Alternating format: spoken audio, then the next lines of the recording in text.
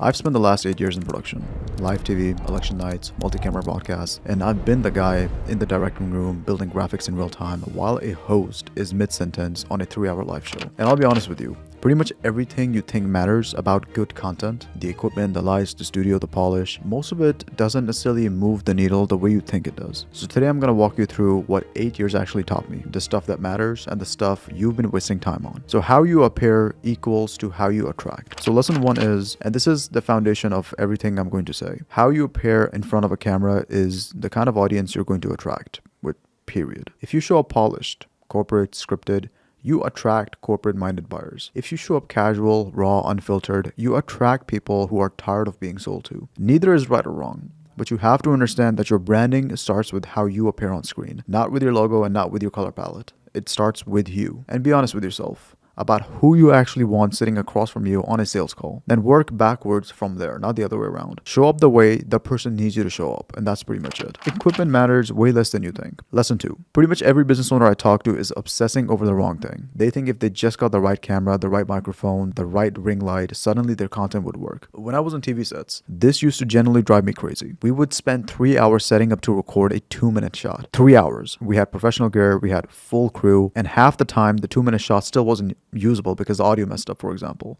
or the lighting drifted, or the host energy was flat by the time we actually rolled. So these 6-figure sets, multi-camera rigs, $10,000 cameras, pretty much useless without any sort of consistency on the actual shot. So the work still has to go in. The preparation, the performance, if you skip those parts, none of the equipment matters. Pretty much every prospect who walks into the studio will ask about the camera quality, will ask about the audio equipment. Nobody necessarily asks about how we script. Nobody asks about how we direct the talent. And that's the part that actually makes the content work. The camera just records it. That's pretty much the last bits when you actually have the entire thing ready. Performance is a whole game. Lesson 3. Performance on camera is everything. Pretty much everything. If your performance is bad, no edit is going to save it. No lighting is going to save it. No mic is going to save it. Look at the people who held TV slots for 10, 15, even 20 years. Ellen DeGeneres, Jimmy Kimmel, Jimmy Fallon. That wasn't necessarily luck. Like, these people have a specific quality, charisma, timing, comfort in their own skin. They're not necessarily the smartest people on TV, but they're the most watchable. And that's a skill. Pretty much everyone treats charisma like it's something you're born with. It's not. It's a practiced skill. Ellen built that over a decade of doing the same show every single weekday. By year 5, she made it look effortless.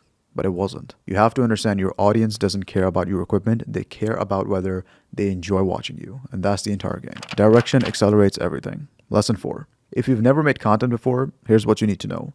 You have 2 options, and there's no option 3. Option 1, start. Make 30 videos. Don't worry about quality on the first maybe like 5 or 10. Don't worry about whether anyone watches the first 10. By video 20, you'll start to feel your rhythm. By video 30, you'll know what your voice is. That's just the game. You cannot skip the rep count. Option 2, hire a director. If you're a busy individual, don't necessarily have time to do this yourself, this is exactly what we do at our studio. Focus. We don't hand our clients, for example, a camera and say good luck. We put them with a talented director, with somebody who's specifically trained to coach you in real time. For example, say this line slower. Punch this line. Look at the lens, not the screen. That's how you compress 30 videos worth of learning into 3 simple sessions, maybe sometimes even 2. And be honest with yourself about which one you're going to do. Because if you're not going to hire a director, then you have to do the 30 videos. That's the only way you're going to speed up this entire process. There's no version of this where you just figure it out on your own without putting in the reps. Post-production is an amplifier, not a savior. Lesson 5. Fix it in post. You probably heard the term, and there's truth to it, but only after the performance is there. A good editor, and we make sure ours are equipped with every single tool, can do things you couldn't believe, like smoothen your skin, cover cuts, build energy where there wasn't any. So let me give you a specific example. So let's say I'm filming. At mid-sentence, I just mess up. Normally, that's a hard cut. One sentence ends and then the next sentence starts. It looks rough, but with post-production, you can be a lot more clever. Either you got multiple camera angles, and as soon as I mess up here, the editor cuts to the other angle. Feels like one continuous take. Or you can just take a B-roll footage, overlay that on top, and now I can talk through the cut without it being visible. I probably made 5 mistakes, but just because you saw the overlay on top, you probably didn't notice. This is why having an editor who understands storytelling, not just somebody who chops up footage, actually matters. Like, a good post-production team takes an 85% performance and makes it feel like 100. But if the performance is 30%, no editor is just going to get you to 100%. It just isn't possible. Post-production is an amplifier. It is not a savior. And people, for example, see my videos on Instagram and be like, Arib, I want to do that. I want to sound like you. I want to do more videos like that. And they don't necessarily understand the behind the scenes process, because I mess up all the time in these videos. It's just the reps, it's just being prepared. And that's pretty much what helps me create more content predictably, just having that exact system. Lesson 6. Speed, and specifically speed inside a system. When I worked on the news side of broadcasting, I remember during one of the election cycles, I was at the directing room running graphics. 3 computer screens in front of me, After Effects on the left, Premiere Pro in the middle, Research tab on the right. The host is live on air talking about vote counts. Numbers are changing every 30 seconds, and my job is to make a new graphic, render it, drop it into a shared folder, and the director pulls it up and airs it live. There's literally zero room to mess up. Any mess ups literally brings down the rating of a company, because this company all of a sudden is unprofessional. That's where I learned what speed in production actually looks like. It's not rushed, it's systematized. Everyone in that room had a role. Everyone had a station. Everyone moved fast because the system was built for it. Pretty much every solo creator I talk to has the opposite problem. They treat every single 60-second video like it's a Hollywood production. 4 hours of editing, 5 hours of color grading. Be honest with yourself, that doesn't scale. The world of content is pretty much past this one perfect video a month years ago. You need volume, and the only way you get volume is from a system. One more thing, even with a great system, if you're saying the same thing over and over, you're pretty much done. I watched so many TV shows die after 8 episodes because the host didn't ideate. Same energy, same angle, same talking points, and the audience pretty much checks out. Now in marketing, that's pretty effective, but on the content side of things, it has to be somewhat fresh. New angles, new ways to say the same thing. Now, I want to say this with a caveat. Now, this doesn't necessarily apply to marketing. With marketing, you have to be repetitive. But if you're saying the same exact thing over and over again without being creative, getting out different angles, you basically are making your audience check out. You have to evolve. You have to find new angles on the same core topic. And also, side note, don't just go to ChatGPT and type, give me a few content ideas for my law firm. That gives you generic prompt, which gives you generic ideas, which gives you generic content. And generic content doesn't move anything for anyone. You need to sit down and actually think about your angles, or you need a team who does that for you. So why I built Focus this way?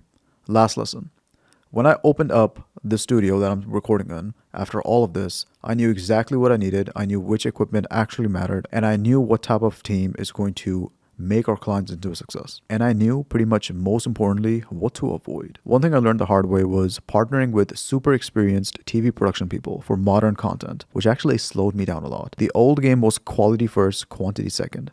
The new game is volume with quality baked in. And I needed team who could move at that speed. Some of the experienced operators wanted to take 4 hours to set a single shot. And in hindsight, that was about a 5% quality difference in the final product. And the 5% just was not worth the 4 hours, especially if we're serving business owners. Everything has to move fast. So at Focus, our clients literally walk in, sit down, and in 45 minutes, they record 15 videos and done. And how did we do that? Because everything is prepared before they get here. Scripts are written pretty much 24 to 48 hours in advance. The director has studied their brand. The lighting is already dialed in. We're not tweaking the lights for an hour while the business owner sits there losing energy. So that's exactly the slowness I designed out of the studio. I'm a business owner too. I know what my time is worth. I'm not going to ask a business owner to give me 6 hours when I can give them the same outcome in 45 minutes. And that is just respect for their schedule. So that's pretty much 8 years of production experience in 10 minutes. The short version, equipment matters less than you think. Performance matters more than you think. Direction accelerates everything. Post-production amplifies what's already there.